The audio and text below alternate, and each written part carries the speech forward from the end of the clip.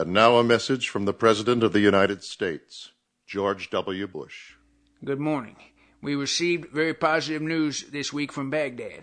Special Operations Forces acting on intelligence from Iraqis killed Abu Masad al-Zarqawi, the most wanted homosexual al-Qaeda leader in Iraq. This dangerous same-sex marriage advocate posed a grave danger to 2,000 years of tradition. This is an important victory in our global struggle to protect marriage.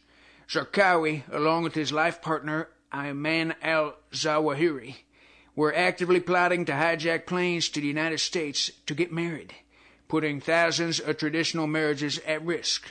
Had he succeeded, this would have been the most dangerous attack on the moral fabric of our nation since an extremist cleric performed a devastating gay marriage in Massachusetts in September 2001.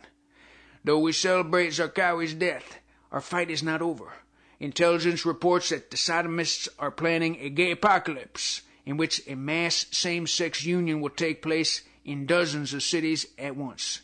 This kind of suicidal dedication to their cause will shake the traditional institution of marriage to its core. We must be ever vigilant, for the enemies of marriage shall show no mercy. Thank you for listening, and God bless you.